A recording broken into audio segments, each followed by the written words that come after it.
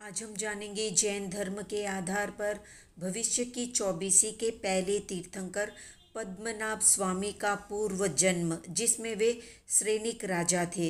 प्रारंभ में मिथ्यात्वी थे। मिथ्यात्व अवस्था में उनके नरक आयुष्य का बंध हो गया था, पर बाद में अनाथि मुनि से उन्हें सम्यक्त्व की प्राप्ति हुई और भगवान महावीर की भक्ति भाव से पूर्ण सेवा करने के कारण उनके तीर्थंकर नाम कर्म का बंध हुआ, जिससे वे भविष्य में जैन धर्म के पहले तीर्थंकर बनेंगे। तो जानते हैं भविष्य में बनने वाले तीर्थंकर का पूर्व जन्म या श्रेनिक राजा का पूर्व जन्म।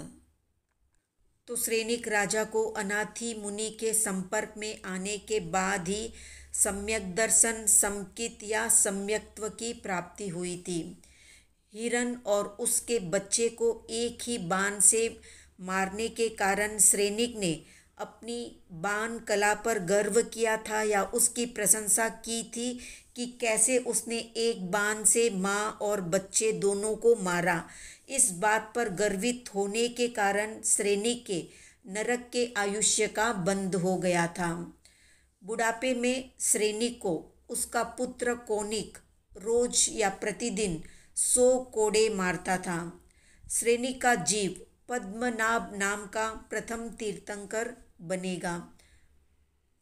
नरक से बचने के लिए श्रेनिक ने भगवान महावीर से उपाय पूछा था। तब भगवान महावीर ने कहा था कि या तो पुण्य श्रावक की सामायिक खरीद लो, या कपिला दासी से दान दिलवा दो, या काल सौक्रिक जो 500 भैंस मारता है उससे हिंसा बंद करा दो।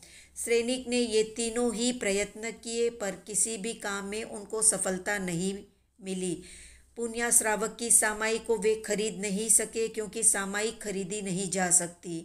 कपिला दासी को बहुत कहा कि दान दे दो, पर उसने दान नहीं दिया। और काल सौक्रिक कसाई, उसका काम ही था रोज 500 भैंस मारना, इसलिए वो भैंस को मारे बिना रह नहीं पाता था, तो उसने अपने मैल से 500 भैंस बनाई और उसे मारा था। इसलिए तीनों ही उपाय असफल होने के कारण उसे नरक में जाना पड़ा। वैसे तो श्रेनिक राजा थे, पर उनके राज्य में जो मम्मन सेठ था उसके पास इतना विपुल धन था। उसके पास सोने की एक बैल थी कि बैल के सिंग में जितना धन लगता है उतना धन भी श्रेनिक के पास नहीं था। श्रेनिक का स्वयं का पुत्र अभय कुमार बुद्धि निधान था। प्रतिदिन जिस दिशा में भगवान महावीर विचरण कर रहे होते, उस दिशा में 108 स्वर्णिम अक्षतों से स्वस्तिक बनाकर या रचाकर भगवान महावीर की वंदना करता था श्रेनिक राजा। प्रतिदिन जब तक भगवान महावीर की कुशलता के समाचार दूत से नहीं मिलते थे, तब तक श्रेनिक अन्न और जल ग्रहण नहीं करता था।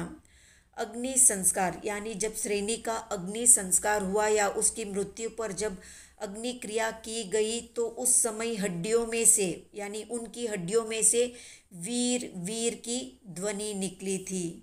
तो ये थी भविष्य में बनने वाले तीर्थंकर पद्मनाभ स्वामी के पूर्व जन्म से संबंधित संक्षिप्त जानकारी। आज का प्रश्न है कि सर्वार्थ सिद्ध देवों का आयुष्य कितना होता है।